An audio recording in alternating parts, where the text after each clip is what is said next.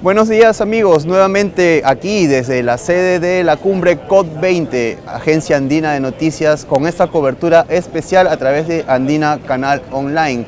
Nuevamente estamos transmitiéndoles la información generada en esta importantísima cumbre ambiental. Esta vez, hace unos minutos hemos estado en la sesión plenaria con la presencia del presidente de la República, Ollanta Humala, con la presencia del ex vicepresidente norteamericano Al Gore y también de el secretario general de la ONU, Ban Ki-moon. Él ha señalado que en esta cumbre los consensos han ido avanzando de una manera extraordinaria y se espera, por tanto, un éxito total al momento de presentar el borrador que se llevará a la COP21 el otro año en París, Francia. Él ha manifestado su satisfacción por la manera en que tanto países, instituciones financieras y la sociedad civil han estado avanzando en la mayoría de puntos materia de este acuerdo. Y bueno, eso es una gran noticia tanto para el mundo entero como para Perú, que es el país anfitrión de esta importante cumbre. Nuestro papel ha sido el de facilitar, de llevar los consensos a buen puerto, y es de esperar que esto se concrete totalmente en el documento que mañana se emitirá al término de esta reunión. Bueno, y nosotros, continuando con esta jornada informativa que se extiende ya desde la semana pasada, tenemos nuevamente en nuestro programa a diversos personajes especializados en el tema del cambio climático en sus diversas facetas. Esta vez estamos con Alberto Barandarian Gómez. Él es asesor del Viceministerio de Desarrollo Estratégico del Ministerio del Ambiente, pero también encargado de un tema muy especial que es uno de los que Perú está planteando dentro de la cumbre COP20, que es el del desarrollo de las ciudades sostenibles. ¿Qué implica este concepto? Bueno, empezamos preguntándole eso al señor Barandarian. Buenos días, señor Barandarian. Ciudades sostenibles lo entendemos como la implementación de urbes en la que el comportamiento ecológico es amable, en la que no se altera el ecosistema, ¿verdad? ¿Va por ahí la idea? Sí, buenos días, gracias por la invitación. Sí, a ver, las ciudades ya integran a más del 50% de la población del mundo, y en el caso de Perú estamos en el 75%. Las ciudades son el principal demandante de servicios, bienes y recursos de la naturaleza. Entonces, las ciudades generan impactos dentro de la misma ciudad y fuera de la ciudad. La idea de ciudades sostenibles es una agenda, una propuesta de agenda de gestión local para reducir estos impactos, para mejorar la gestión de las ciudades, para incorporar acciones de mitigación y adaptación al cambio climático y para mejorar la calidad de vida de la población. Esto va más allá del aspecto del saneamiento, del manejo de desechos, ¿verdad? Es algo mucho más amplio. Es mucho más integral. La idea es que una agenda de este tipo permite resolver los problemas de las ciudades, pero también los problemas causados por ellas. Mencioné hace un rato el tema de mitigación y adaptación. ¿Por qué? Digamos, en la agenda de cambio climático hay acciones para reducir emisiones, pero también hay acciones para poder adaptarnos a un escenario de cambio climático, porque vamos a generar mayores riesgos y vulnerabilidades, y las ciudades, sin duda, que concentran a gran parte de la población, están más expuestas a estos riesgos. Este modelo de ciudades sostenibles se ha aplicado, imagino, en otras realidades, en otras partes del mundo. ¿Cuál sería el modelo que Perú está tomando para desarrollarlo aquí? Sí, hay procesos ya globales. La Unión Europea empezó en el año 93 el proceso. Tiene distintos nombres, algunos lo llaman ciudades inteligentes o smart cities, o ciudades bajas en carbono, ciudades resilientes. También hay procesos de ciudades emergentes, ciudades sostenibles. Nosotros, de hecho, en el Perú ya hemos realizado algún nivel de avance, no bajo una agenda articulada de ciudades sostenibles, pero sí respecto de algunos temas o componentes de una agenda de ciudades sostenibles. Ya se han hecho algunas iniciativas a nivel de gobiernos locales, distritales o provinciales.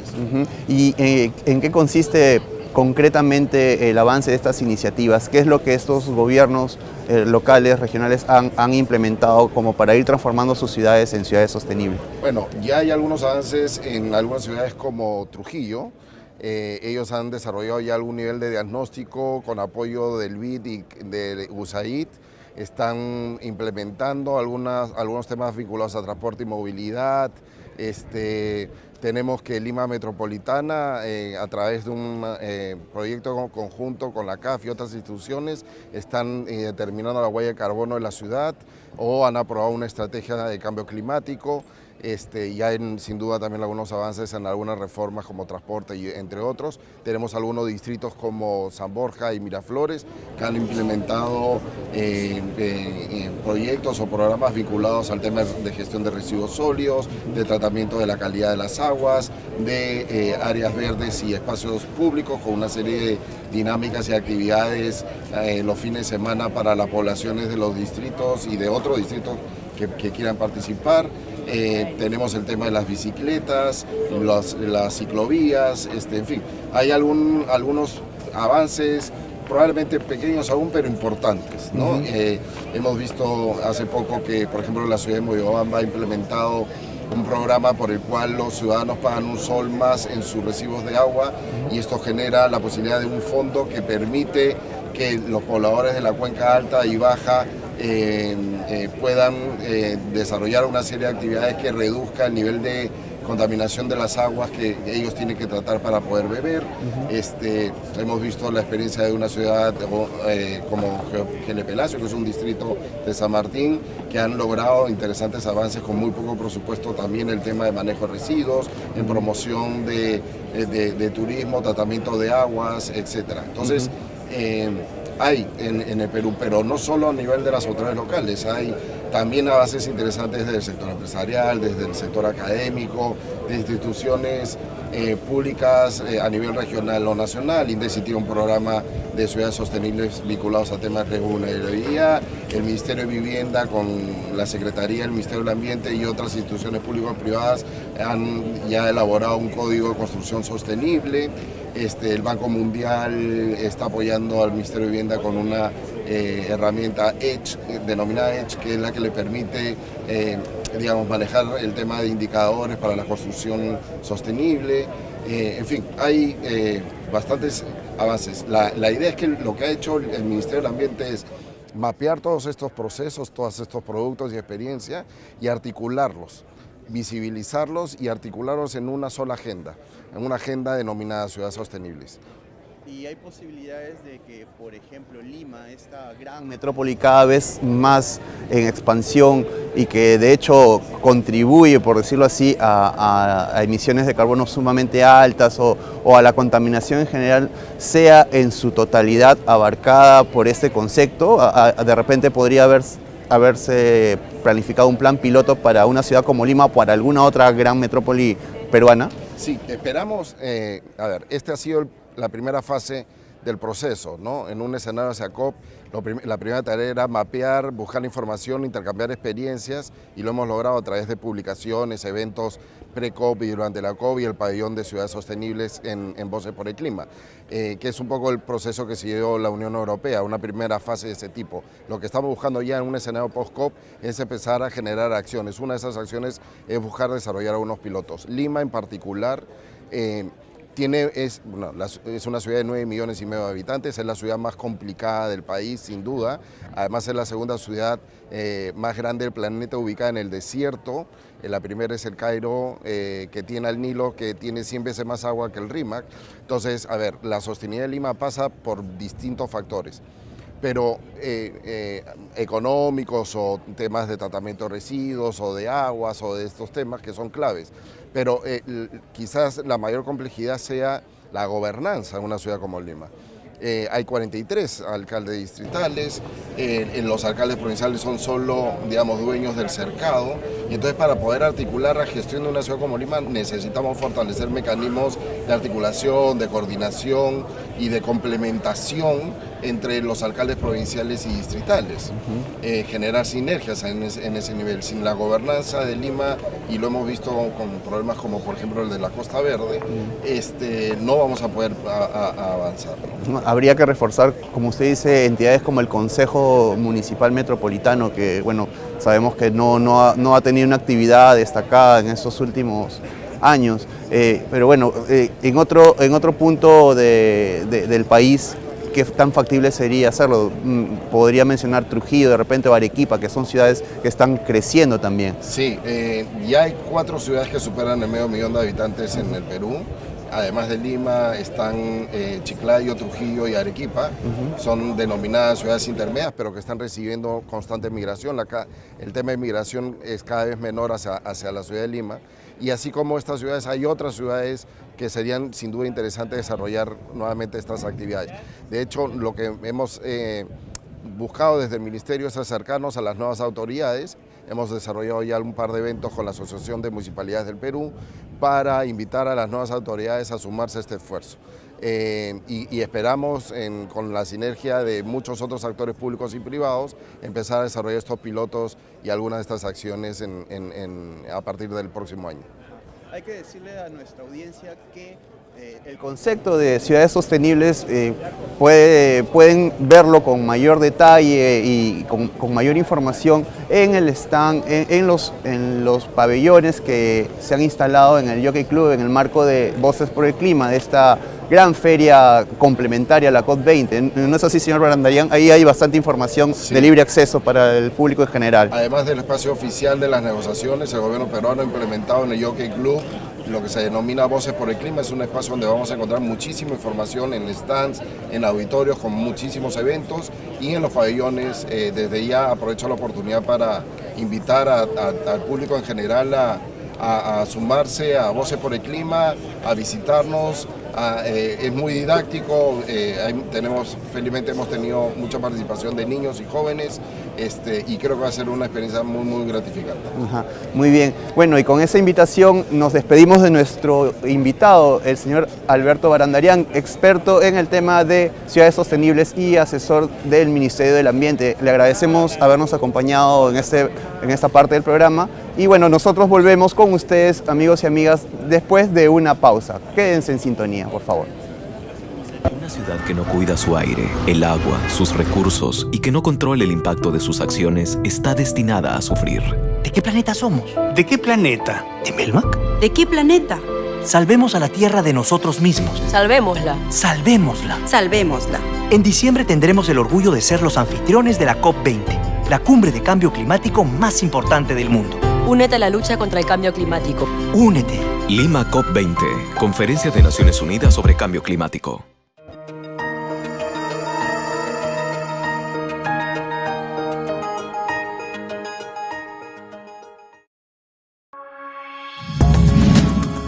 En diciembre del 2014, los ojos del mundo se concentrarán en el Perú.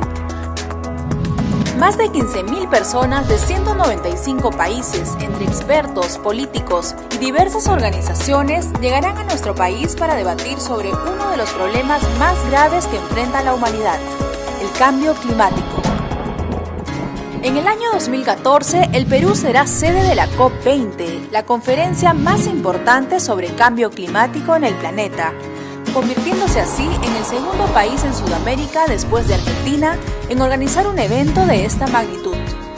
La historia de las COP o Conferencia de las Partes se remonta a 1992, cuando más de 155 países firmaron el Convenio Marco de las Naciones Unidas sobre el Cambio Climático para luchar contra la degradación ambiental.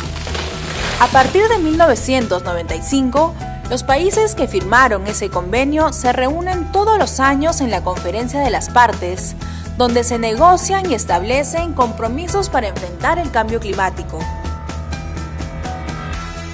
Desde ese año se han organizado 19 COPs, la primera en Berlín y la última en el año 2013 en Varsovia, Europa. Las COP han tenido un impacto significativo en la lucha contra el cambio climático. Su primer logro clave fue la firma del Protocolo de Kioto, que estableció compromisos para que todos los países firmantes redujeran sus emisiones de gases de efecto invernadero. El primer periodo de compromisos del Protocolo de Kioto venció en el año 2012 y es ahora el equipo de la plataforma de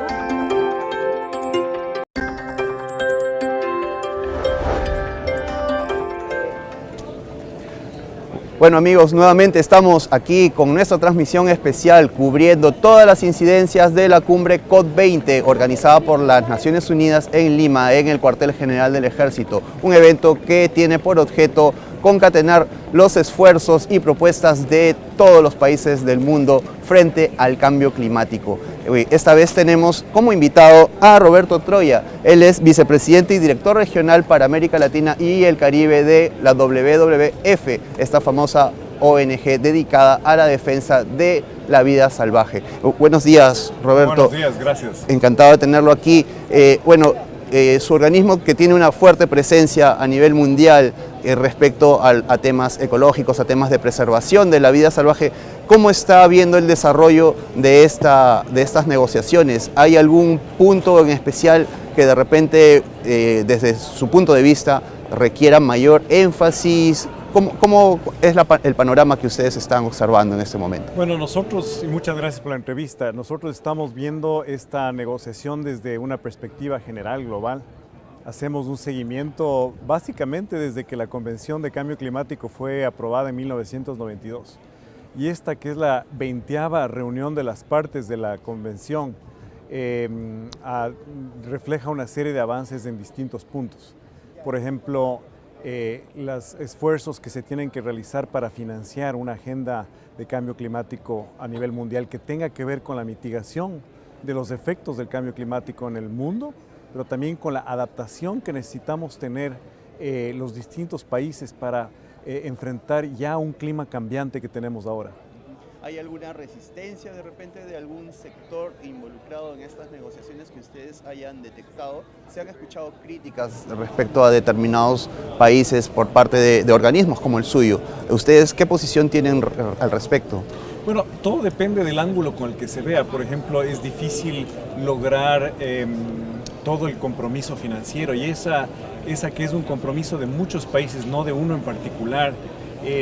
Requiere que haya una negociación muy clara sobre esos compromisos. Llegar a la meta de 100.000 millones con un arranque inicial de 10.000 millones para ese fondo verde es un avance importante, pero no es suficiente todavía. Entonces hay críticas de distintos sectores de que ese compromiso tiene que ser mucho más evidente. Por ejemplo, se habla de lo que tiene que hacer el planeta antes del 2020. Y eso significa que antes de llegar a un pico, antes de llegar a pasar los 2 grados centígrados de calentamiento, si los países del mundo no toman acciones decididas, y cuando hablo de los países hablo de todos, va a ser muy difícil revertirlo luego.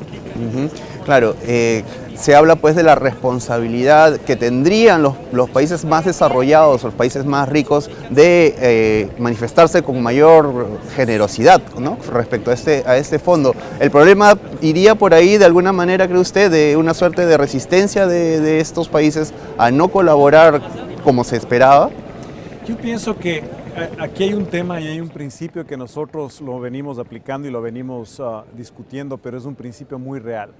Es las responsabilidades compartidas, es decir, todos los países son responsables, tienen una gota de responsabilidad, pero diferenciadas. Esas responsabilidades diferenciadas hablan precisamente de lo que usted está planteando. Hay quienes tienen mayor capacidad, hay quienes tienen mayores recursos y se espera más de ellos, por supuesto.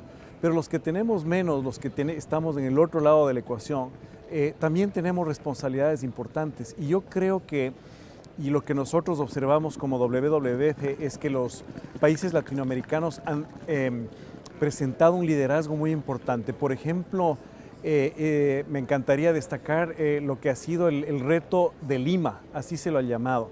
Y ese reto de Lima, que fue presentado por 14 países, incluyendo el Perú o liderados por el Perú, habla de la contribución que hace nuestra región alrededor del tema de bosques. El tema de bosques es un elemento muy importante en la ecuación del clima, y esos países se han manifestado muy categóricamente.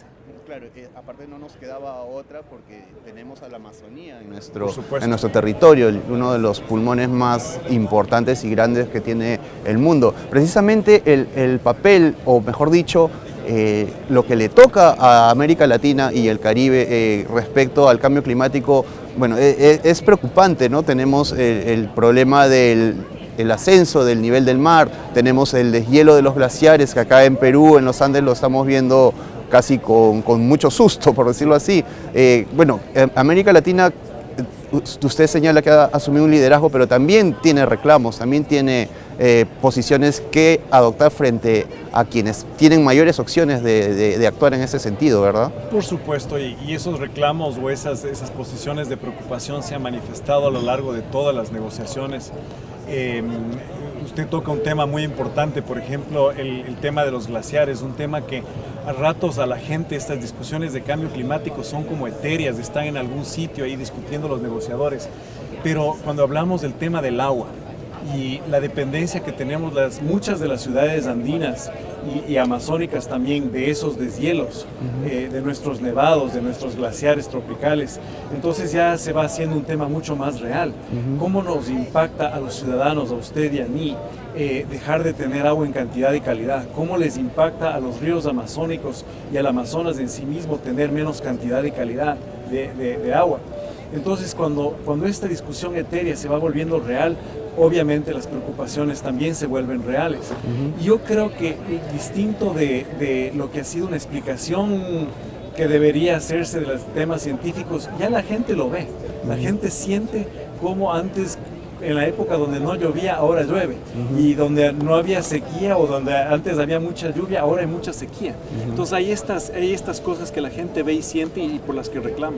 Claro, y de eso se tratan también conversaciones como esta y programas como el que estamos haciendo ahora, acercar este tema con términos cotidianos a quienes nos siguen desde la internet. Bueno, y eso es lo que estamos haciendo y que también hace la gente al ver cómo, por ejemplo, en Huaraz el deshielo es cada vez mayor y eso implica y va a implicar en el futuro falta de agua y eso de verdad es preocupante. En cuanto a los estudios que podría haber hecho el organismo al que usted representa, de repente habrá incluido alguna suerte de lista de qué países latinoamericanos y del Caribe son los más en riesgo frente a los cambios climáticos. Bueno, ciertamente el tema del riesgo está asociado con los daños eventuales a las cosas, a las personas, ¿no es verdad? El tema de seguridad entra de una manera directa. Entonces, evidentemente nosotros hemos complementado el análisis con, por ejemplo, lo que nosotros llamamos el informe Planeta Vivo, que lo acabamos de lanzar hace pocas semanas. En el informe Planeta Vivo sale un dato que para nosotros los latinoamericanos debería ser absolutamente preocupante y habla de la pérdida de diversidad biológica, la pérdida de vida en nuestra región. Nuestro reporte habla de que en los últimos 40 años hemos perdido cerca del 84% de las especies. 84%. Y recalco esa suma porque, o esa estadística porque las generaciones futuras ya no van a ver cosas que nuestros antepasados las vieron.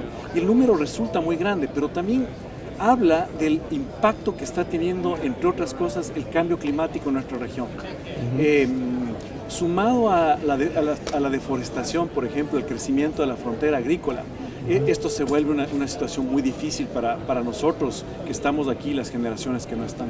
Claro, y también eso tiene que ver con esta dicotomía de desarrollo o preservación, ¿no? A veces por expandir la actividad agropecuaria o agrícola o alguna otra que tenga que ver con el uso del campo, no nos damos cuenta que estamos atentando contra el ecosistema de muchas especies, ¿no? Y tenemos, bueno, como consecuencia lo que usted nos señala, que de verdad es preocupante. Estas especies mayormente se centraban en algún punto específico de América Latina, con mayor énfasis. Siempre están muy relacionadas al tema bosques y por supuesto la mayor cobertura boscosa está en el Amazonas, por supuesto. Y Perú, por ejemplo, luego de Brasil es el país con más cobertura boscosa de América Latina. Eso es algo que hay que tomarlo muy en cuenta. Pero nosotros planteamos que es posible lograr un desarrollo, es posible tener agricultura, es posible tener las actividades que sustentan nuestras economías al tiempo de mantener nuestra diversidad biológica.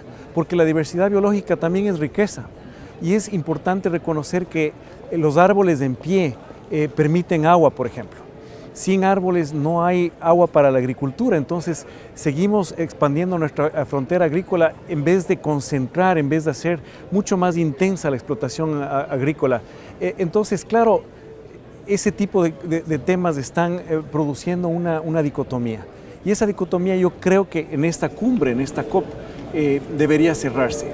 esa brecha entre desarrollo y medio ambiente y la necesidad de conservar nuestros recursos debería acortarse definitivamente. Ajá, es un reto, la verdad, porque hay sectores que siempre van a defender sus predios, su desarrollo, pero no van a tomar en cuenta, o les cuesta tomar en cuenta el otro aspecto, que es el de la preservación de los ecosistemas, ¿verdad? Los mismos campesinos, el rato que no tienen agua para sus cultivos, para sus animales, se dan cuenta que lo uno va de lo otro.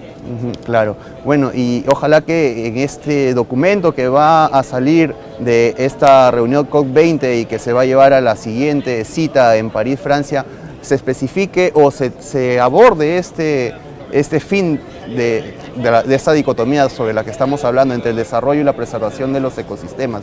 Y bueno, finalmente, ¿qué expectativas para mañana, que es el día final de esto, de parte del organismo que usted representa? Se están afinando textos, se están negociando una serie de temas. Nosotros esperaríamos precisamente mucho más contundencia y claridad de las metas de los países antes del 2020, porque ahorita se está hablando mucho de lo que va a venir después, pero nosotros creemos que para lograr parar este calentamiento global a un punto del 2 grados centígrados, todo lo que se haga antes del año 2020 es igualmente importante. Así es que nosotros ponemos mucho énfasis en eso. Creemos que va a salir un texto para Francia, esperamos que los países no pongan demasiados elementos en lo que vendrá, sino lo que se tiene que acordar ahora. En una de las manifestaciones de protesta que se dio precisamente en este lugar donde estamos ahora realizando esta entrevista, jóvenes de diferentes partes del mundo y vinculados a diversos organismos criticaban un supuesto conservadurismo de parte de los estados. Decían que las metas eran muy conservadoras y que más bien había que llevar las cosas más allá, reducir totalmente las emisiones de carbono y cosas de ese tipo. Esa suerte de propuestas de avanzada, ¿cómo las aprecia? ¿Son factibles o digamos que son buenos deseos nada más? Yo creo que son importantes porque reflejan la necesidad de alzar la barra lo más posible. Son importantes porque nos indican que afuera de este recinto la gente espera mucho más. Entonces nos dan una sensación de hasta dónde podemos avanzar y cómo podemos empujar las negociaciones.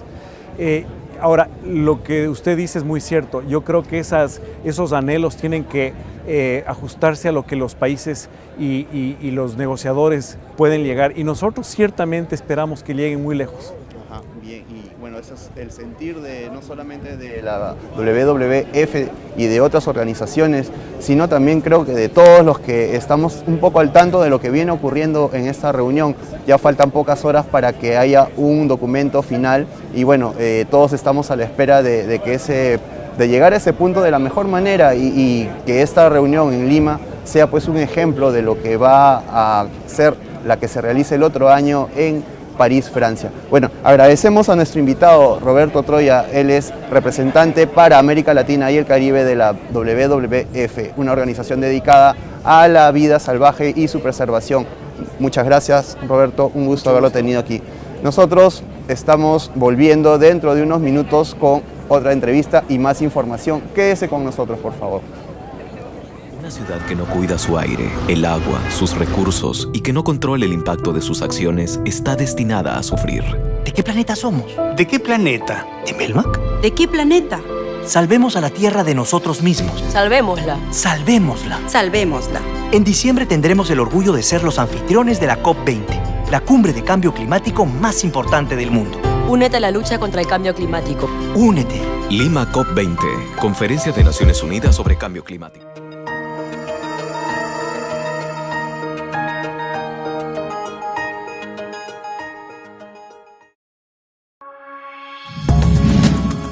En diciembre del 2014, los ojos del mundo se concentrarán en el Perú.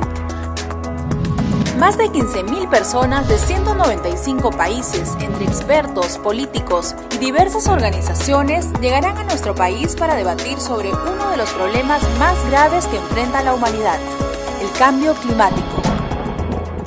En el año 2014, el Perú será sede de la COP20, la conferencia más importante sobre cambio climático en el planeta, convirtiéndose así en el segundo país en Sudamérica, después de Argentina, en organizar un evento de esta magnitud.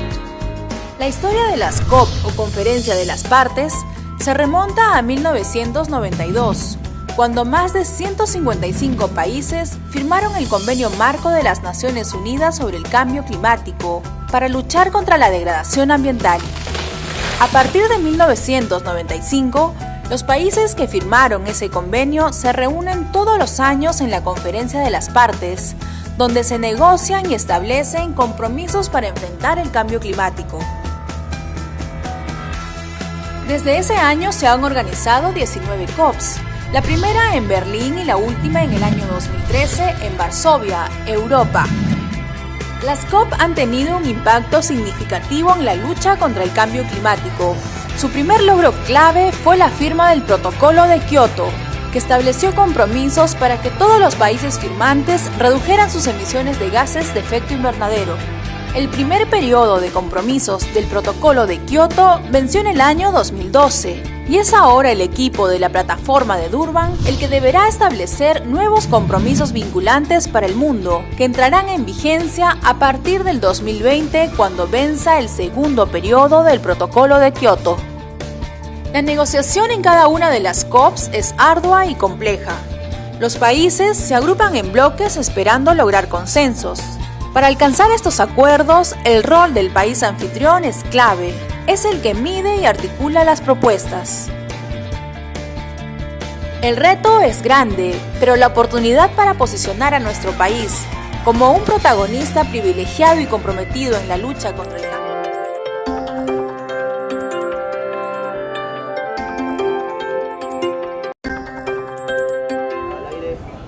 Bueno amigos, volvemos con esta cobertura especial desde la sede de la COP20 en el cuartel general del Ejército en Lima, Perú, el lugar donde se desarrolla esta importante cumbre sobre el cambio climático organizada por las Naciones Unidas.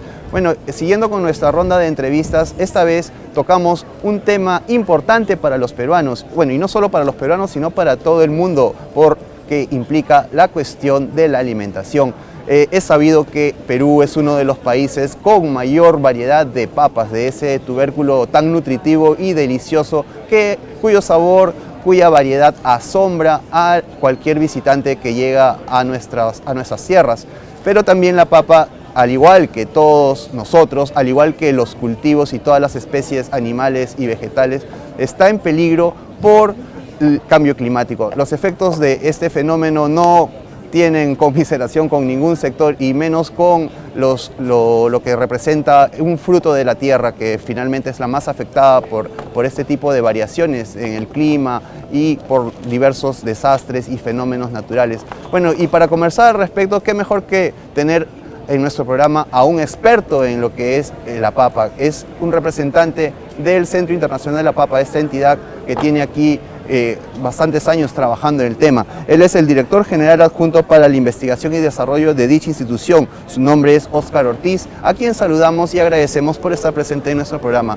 Bienvenido, Óscar, un gusto estar con usted e interesados en que nos cuente de qué manera el cambio climático está afectando a este cultivo tan nuestro, que tanta identificación tiene con nuestra gastronomía y con la nutrición de nuestro pueblo. ¿Cómo está afectando el cambio climático a la papa? Bueno, hablemos primero de los efectos que puede tener el cambio climático en la zona de origen de la papa, que es la zona de los Andes. Aquí hemos observado, según las investigaciones, que la temperatura se ha incrementado en 1 a 2 grados en las zonas altas. Por tanto, las papas nativas que por miles de años se cultivaban en las zonas altas muy frías, donde no habían casi insectos ni ningún tipo de plaga, ahora están siendo amenazadas porque al incrementar la temperatura, las plagas están comenzando a subir a las montañas altas. Entonces esas papas nativas ahora están expuestas a plagas que antes no existían. Pueden ser viruses, pueden ser el tizón tardío, que es una enfermedad devastadora, que está empezando a subir en las zonas altas de los Andes. Eso puede tener un efecto en la biodiversidad en las zonas altas de los Andes y tenemos que estar muy atentos a monitorear qué sucede. También hemos observado en las proyecciones y en las investigaciones sobre cambio climático que van a haber zonas en el mundo que se van a volver más húmedas. Por lo tanto, en esas zonas la papa va a tener problemas porque cuando hay humedad hay un ataque de plagas más intenso, especialmente el tizón tardío. Y tenemos que pensar en desarrollar variedades de papa que resistan a esas condiciones más agresivas. Hay otras zonas, sin embargo, en el mundo que van a ser más secas y más cálidas, donde actualmente se cultiva papa, pero en los próximos 30, 40 o 50 años, si aumenta 1 o 2 grados, es posible que las variedades actuales de papa ya no sean posibles de ser cultivadas en esas zonas. Hablamos de zonas como Asia Central, como el sudeste y sudoeste de Asia. Entonces, eso va a ser imposible debido al calentamiento que se cultive papa. Lo que estamos comenzando a trabajar ahora en el CIP y en instituciones colaboradoras es desarrollar variedades de papa que resistan o toleren al incremento de temperatura, a la sequía, de tal manera que la producción de papa pueda continuar en esas zonas y de manera más eficiente. Esta suerte de salvataje que usted nos describe, ¿qué implica de repente también la intervención de elementos propios de la genética para generar una mayor resistencia de estas especies frente a estos cambios? Correcto. Nosotros en el Centro Internacional de la Papa tenemos el banco de germoplasma, donde tenemos más o menos aproximadamente 5.000 tipos de papa en variedades cultivadas y silvestres. Dentro de esa gran diversidad hay variedades de papa o especies de papa que tienen mayor resistencia a sequía o mayor resistencia a calor que otras. Por lo tanto, podemos utilizar esas variedades para generar, a su vez, nuevos tipos de papa que puedan ser resistentes o tolerantes a mayor calor. Entonces, estamos utilizando la biodiversidad que existe en el país, que tenemos en el banco de germoplasma, para generar estas variedades nuevas para el futuro. Siempre cuando se habla de las papas nativas y bueno, un producto que está muy mencionado en la gastronomía peruana, que sale a otras partes del mundo, también se destaca el valor biológico, el valor digamos sano o ecológico de dicho cultivo. Pero bueno, si empezamos a hablar de reforzar genéticamente estos productos, ¿qué tenemos? Ya no algo tan puro, por así llamarlo. No necesariamente, porque actualmente tenemos variedades de papa ya mejoradas genéticamente en el mercado peruano. Variedades generadas hace 20 años, 30 años, como Yungay, como la Canchán, que se consumen. El valor nutritivo no es alterado. Entonces no hay un cambio, cuando se hace una mejora genética no hay un cambio significativo en la nutrición. Al contrario, ahora estamos buscando variedades de papa que tengan mayor contenido, por ejemplo, de hierro y zinc, que son importantes para combatir la anemia. Entonces, eso se encuentra también entre las miles de variedades de papas, algunas que tienen mayor contenido de hierro y zinc, por lo tanto pueden ser aprovechadas para promoverlas y mejorar la nutrición en zonas donde hay deficiencia de hierro y zinc. Entonces, en la biodiversidad existen muchas opciones para mejorar y continuar produciendo papa para el futuro. Y bien, ¿y cómo se ve desde el Centro Internacional de la Papa los esfuerzos del Estado al respecto frente a este tipo de fenómenos? ¿De repente habría que recomendar al Ministerio de Agricultura un mayor énfasis o ya se están haciendo cosas concretas al respecto? Bueno, estamos comenzando a coordinar con el Ministerio de Agricultura, el Instituto Nacional de Innovación Agraria, universidades peruanas, varios temas de investigación. Creemos que todavía tenemos mucho por hacer, creemos que el Estado puede tener mayor énfasis, especialmente para proteger las zonas altoandinas. Es importante proteger las zonas altoandinas y hacer que las zonas de cultivo donde actualmente los productores ya tienen su papa sean más productivas y más eficientes. Es decir, que puedan utilizar técnicas de manejo de cultivo, fertilización, preparación de suelos, control de plagas más eficientes, de tal manera que en la misma área puedan producir mayor volumen de alimentos, sin necesidad de tener que irse más arriba a buscar nuevos suelos, porque lo que pasa es que se van a zonas más altas donde existen los bofedales, es decir, la pastura nativa de las zonas altoandinas, que a su vez, si son disturbadas, si son cultivadas, hay varios efectos negativos. Uno es que el agua se está perdiendo porque ya no captan el agua. Dos es que en esos suelos se almacena muchísimo carbono y ese carbono, al ser cultivado, se está liberando a la atmósfera. Entonces, el énfasis debe ser en mejorar la eficiencia de producción en las zonas donde ya está la papa, por ejemplo, con técnicas adecuadas de producción que combinan técnicas ancestrales muy conocidas con técnicas modernas, de tal manera que se maneje o se produzca un mayor volumen con la misma inversión de energía. Si bien la agricultura peruana en costa y bueno, en menor grado en la sierra se ha ido tecnificando, también hay un gran sector de productores en la sierra, particularmente dedicados específicamente al sembrío de papa, que todavía no asimilan o les cuesta alcanzar estándares técnicos y que redundarían en el beneficio de ellos mismos y de sus productos. ¿Cómo ve usted esa situación? ¿Estamos de repente ante un reto que va a demandar muchos años cumplirse o hay posibilidades de avanzar más rápido hacia ahí? Bueno, yo creo que si todas las instituciones relacionadas al agro y especialmente en coordinación con gobiernos regionales, municipales, se prioriza brindar acceso a información técnica a los agricultores, esto podría avanzar mucho más rápido. Tengo algunos datos que indican que menos del 30% de agricultores en las zonas altoandinas reciben algún tipo de asistencia técnica o de capacitación.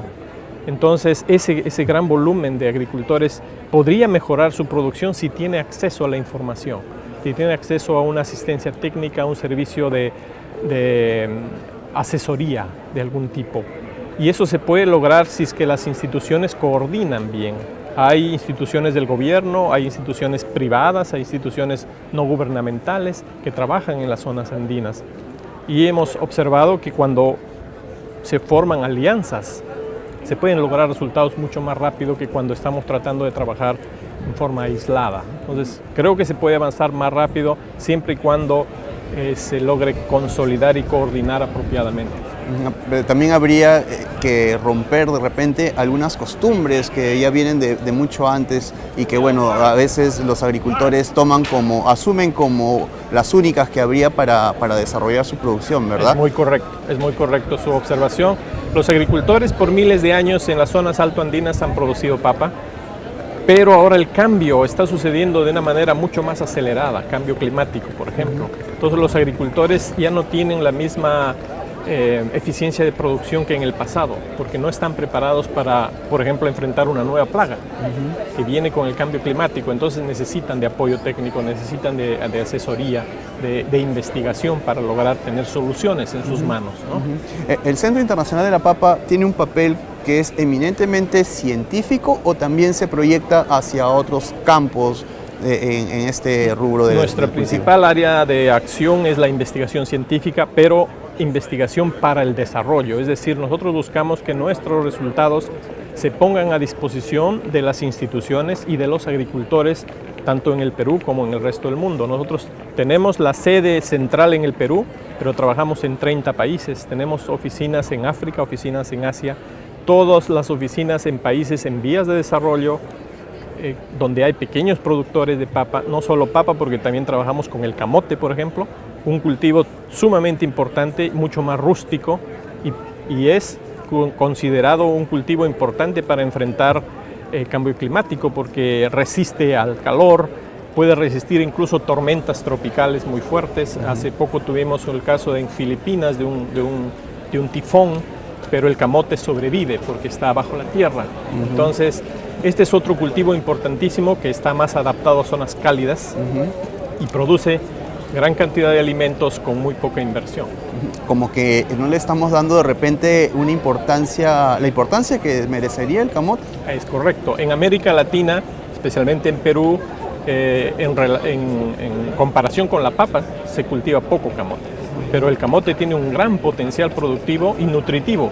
Por ejemplo, el camote anaranjado es alto en vitamina A, esencial para combatir las deficiencias nutricionales. Y el CIP está introduciendo camote anaranjado en África, donde hay gran deficiencia de vitamina A. Los niños pequeños pueden quedarse ciegos debido a que no tienen fuentes, como acá quizás tenemos la zanahoria o las frutas, allá no tienen esas fuentes, entonces el camote se convierte en una solución para un problema de baja nutrición, en el caso de deficiencia de vitamina A. Qué importante conocer eso, ¿no? La presencia de vitamina A en una especie vegetal que, bueno, que si bien es deliciosa, hasta décadas atrás era vista con cierto menosprecio, ¿no? Muchos en nuestros hogares habremos escuchado esa frase de démosle camote al perrito, a la mascota, correcto, para que mejore su pelo, pero en realidad pues tiene muchísimos beneficios para nosotros mismos, los seres humanos, ¿verdad? Es correcto, muchos beneficios, y estamos aprovechando de esa riqueza nutricional en países como Mozambique, como Etiopía, que tienen grandes poblaciones que no pueden cubrir sus necesidades nutricionales, y el camote está ayudando en eso. Ajá.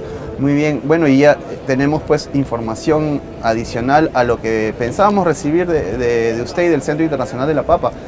Pensábamos quedarnos en el tema de la papa, pero justo tocamos el de otra especie que acá también es muy consumida y que creo que debería ser más resaltada, al igual que lo está haciendo la papa y sus variedades nativas. Bueno, es de esperar que los efectos del cambio climático pues, puedan ser de alguna manera mitigados y atenuados con la acción de los mismos agricultores y del Estado en nuestro país para evitar un deterioro mayor y pérdida de especies, que es el mayor riesgo al que nos estamos enfrentando en este rubro, ¿verdad? Es correcto. El CIP, afortunadamente, en el Banco de Germoplasma tenemos una gran diversidad guardada, y podemos repatriar o enviar nuevamente esas variedades a las comunidades en caso de que se pierdan. Tenemos convenios con varias comunidades altoandinas, el caso del Parque de la Papa en el Cusco, por ejemplo, que ha recibido variedades que ellos habían perdido debido a sequías o enfermedades. El CIP las tenía en el banco y las ha podido reintroducir. Entonces hemos establecido un convenio con ellos, ellos nos dan sus variedades para guardarlas, mantenerlas en el banco, y en caso se pierdan, esas variedades pueden regresar a los centros de origen, a las comunidades, y ellos pueden continuar cultivando estas variedades, ¿no? Entonces, ¿qué hay respecto al tema de registrar a nombre de alguna entidad o de algún país estas especies, las variedades genéticas? Se habla mucho de que habría, bueno, esa suerte de teorías de la conspiración, entre comillas, ¿no? De que se estarían realizando trámites para que países o corporaciones tengan el manejo exclusivo de los derechos de propiedad, por así decirlo, propiedad intelectual. No, eso no es posible. Hay legislación internacional que protege los recursos genéticos. En este caso, el gobierno, la sociedad peruana es propietaria de los recursos genéticos de Perú. Eso está protegido por ley. Y todo el trabajo que hacemos con el CIP en distribución de material genético se hace respetando escrupulosamente la legislación internacional sobre acceso a los recursos genéticos. Nadie puede, fuera del Perú o incluso dentro del Perú, tratar de inscribir una variedad nativa a su propio nombre. Eso no es posible legalmente hablando. Las variedades están disponibles para la humanidad en general, respetando las leyes de propiedad intelectual, que reconocen la propiedad y la contribución de los campesinos altoandinos, por ejemplo, para el desarrollo de estas variedades. Entonces, nosotros somos muy celosos y monitoreamos muy cercanamente qué sucede con el material genético que nosotros tenemos en el banco y que compartimos no solo en el Perú, pero también con investigadores alrededor del mundo. Muy bien. Entonces ya lo sabemos, amigos y amigas, la papa, fruto de los Andes, es propia de esta parte del mundo, de nuestro país y de nuestro continente, pero también del mundo entero, y no está sujeta a ningún tipo de propiedad privada o de manipulación de su sembrío y de su producción. Bueno, le agradecemos mucho a Óscar Ortiz, el representante del Centro Internacional de la Papa, que ha estado ilustrándonos en esta parte del día sobre los peligros que se ciernen sobre este importante tubérculo, sobre este importante alimento debido al cambio climático. Nosotros volvemos dentro de unos minutos, sin antes volver a agradecer a nuestro invitado por su presencia. Volvemos dentro de unos minutos con más cobertura de lo que ocurre hoy día, penúltimo día de la reunión COP20 en Lima, Perú. Quédese con nosotros. Una ciudad que no cuida su aire, el agua, sus recursos y que no controla el impacto de sus acciones está destinada a sufrir. ¿De qué planeta somos? ¿De qué planeta? ¿De Melmac? ¿De qué planeta? Salvemos a la Tierra de nosotros mismos. Salvémosla. Salvémosla. Salvémosla. En diciembre tendremos el orgullo de ser los anfitriones de la COP20, la cumbre de cambio climático más importante del mundo. Únete a la lucha contra el cambio climático. Únete. Lima COP20, Conferencia de Naciones Unidas.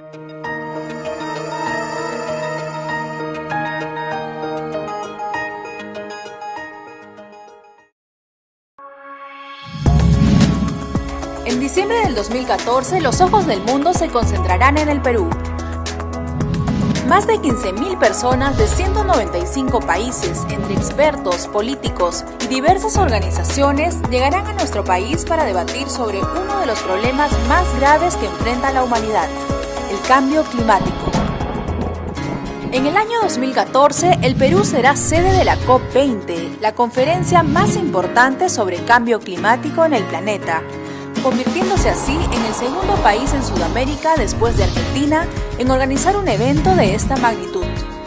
La historia de las COP o Conferencia de las Partes se remonta a 1992, cuando más de 155 países firmaron el Convenio Marco de las Naciones Unidas sobre el Cambio Climático para luchar contra la degradación ambiental.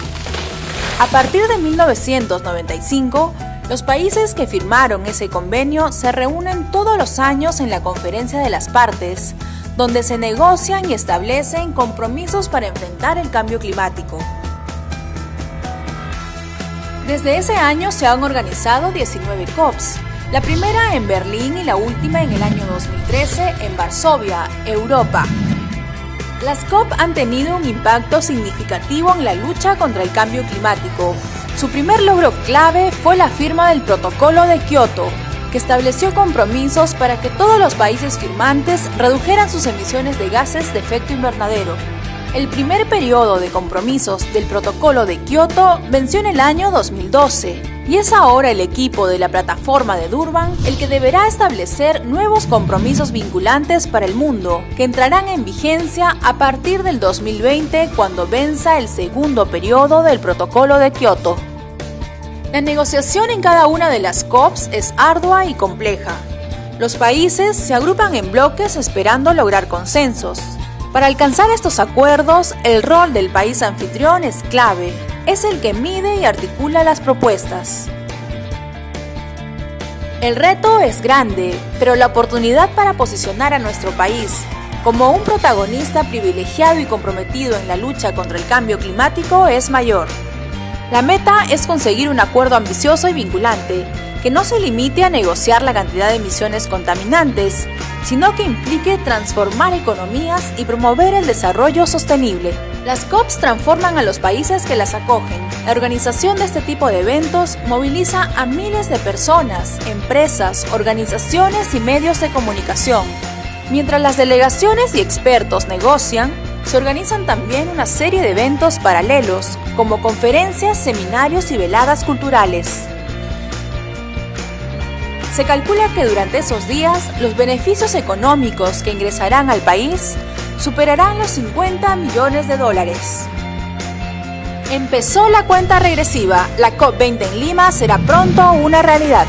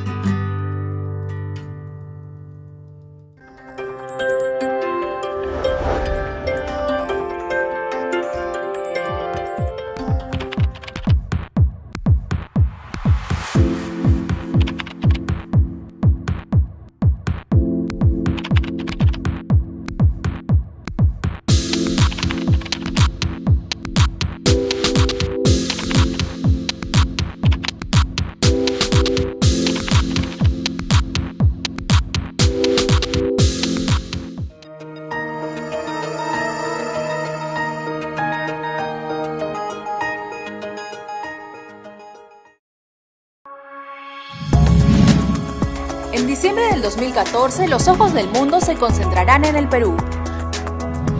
Más de 15.000 personas de 195 países, entre expertos, políticos y diversas organizaciones, llegarán a nuestro país para debatir sobre uno de los problemas más graves que enfrenta la humanidad, el cambio climático. En el año 2014, el Perú será sede de la COP20, la conferencia más importante sobre cambio climático en el planeta, convirtiéndose así en el segundo país en Sudamérica, después de Argentina, en organizar un evento de esta magnitud. La historia de las COP o Conferencia de las Partes se remonta a 1992, cuando más de 155 países firmaron el Convenio Marco de las Naciones Unidas sobre el Cambio Climático para luchar contra la degradación ambiental. A partir de 1995, los países que firmaron ese convenio se reúnen todos los años en la Conferencia de las Partes, donde se negocian y establecen compromisos para enfrentar el cambio climático. Desde ese año se han organizado 19 COPs, la primera en Berlín y la última en el año 2013 en Varsovia, Europa. Las COP han tenido un impacto significativo en la lucha contra el cambio climático. Su primer logro clave fue la firma del Protocolo de Kioto, que estableció compromisos para que todos los países firmantes redujeran sus emisiones de gases de efecto invernadero. El primer periodo de compromisos del Protocolo de Kioto venció en el año 2012, y es ahora el equipo de la plataforma de Durban el que deberá establecer nuevos compromisos vinculantes para el mundo, que entrarán en vigencia a partir del 2020, cuando venza el segundo periodo del Protocolo de Kioto. La negociación en cada una de las COPs es ardua y compleja. Los países se agrupan en bloques esperando lograr consensos. Para alcanzar estos acuerdos, el rol del país anfitrión es clave. Es el que mide y articula las propuestas.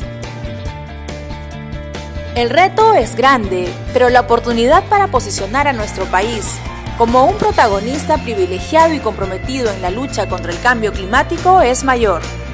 La meta es conseguir un acuerdo ambicioso y vinculante, que no se limite a negociar la cantidad de emisiones contaminantes, sino que implique transformar economías y promover el desarrollo sostenible. Las COPs transforman a los países que las acogen. La organización de este tipo de eventos moviliza a miles de personas, empresas, organizaciones y medios de comunicación. Mientras las delegaciones y expertos negocian, se organizan también una serie de eventos paralelos, como conferencias, seminarios y veladas culturales. Se calcula que durante esos días, los beneficios económicos que ingresarán al país superarán los $50 millones. Empezó la cuenta regresiva. La COP20 en Lima será pronto una realidad.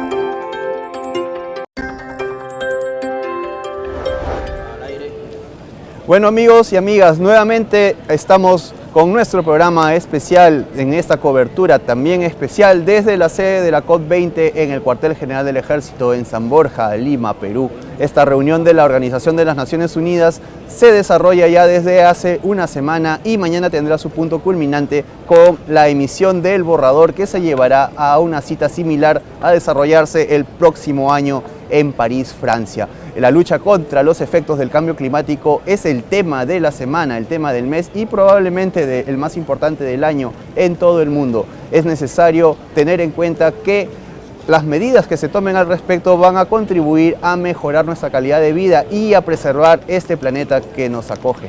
Bueno, y nosotros ya vamos llegando a la parte final de esta cobertura por el día de hoy. En estos momentos les contamos que el ministro del Ambiente peruano, Manuel Purgal Vidal, que es el presidente de esta importante cita cumbre, está reunido con los representantes de la denominada Cumbre de los Pueblos, ese movimiento alternativo paralelo a esta reunión de las Naciones Unidas que se enfoca más que nada en los reclamos, en las demandas, en las reivindicaciones de las comunidades nativas, de organizaciones alternativas y de agrupaciones que están un poco, digamos, en las antípodas de lo formal, de lo establecido. Bueno, el ministro del Ambiente está reunido con representantes de esta movilización que ya se realiza en Lima también desde hace varios días, en plazas públicas, en foros diversos.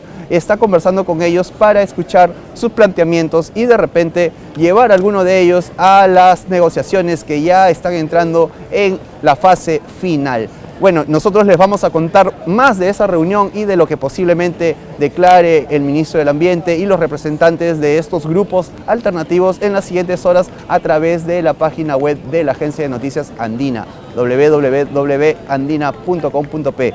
Y nosotros también quisiéramos, antes de despedirnos, destacar el esfuerzo que hacemos desde el diario El Peruano también y desde la misma Agencia Andina para cubrir desde otro aspecto esta reunión COP20. Todos los días, como ya les hemos dicho, estamos editando este suplemento especial denominado Lima COP20, en el cual usted podrá encontrar diversa información, entrevistas en las que con bastante amplitud se desarrollan puntos específicos de lo que es la lucha contra los efectos del cambio climático, además de detalles curiosos vinculados también a las actividades culturales y de índole social que se realizan paralelamente en varios puntos de la capital y del país mientras se desarrolla aquí la cumbre COP20. Bueno, esto lo pueden ustedes ver en la edición diaria del diario oficial El Peruano a través de su página web, que es www.elperuano.com.p, y también desde donde pueden ustedes descargarse la versión en PDF de este esfuerzo que se hace a través del suplemento especial COP20. Bueno, amigos, nuevamente les agradecemos haber estado acompañándonos en el curso de la última hora y de haber estado escuchando lo que nuestros invitados tenían por decirnos. Nos despedimos de ustedes hasta mañana, en que regresaremos nuevamente con esta cobertura especial, ya con el día final de esta importantísima reunión. Esperamos su audiencia como nos la han dado en los últimos 13 días. Muchas gracias. Estuvo con ustedes Fidel Gutiérrez. Que les vaya muy bien. Una ciudad que no cuida su aire, el agua, sus recursos y que no controla el impacto de sus acciones está destinada a sufrir. ¿De qué planeta somos? ¿De qué planeta? ¿De Melmac? ¿De qué planeta? Salvemos a la Tierra de nosotros mismos. Salvémosla. Salvémosla. Salvémosla. En diciembre tendremos el orgullo de ser los anfitriones de la COP20, la cumbre de cambio climático más importante del mundo. Únete a la lucha contra el cambio climático. Únete. Lima COP20, Conferencia de Naciones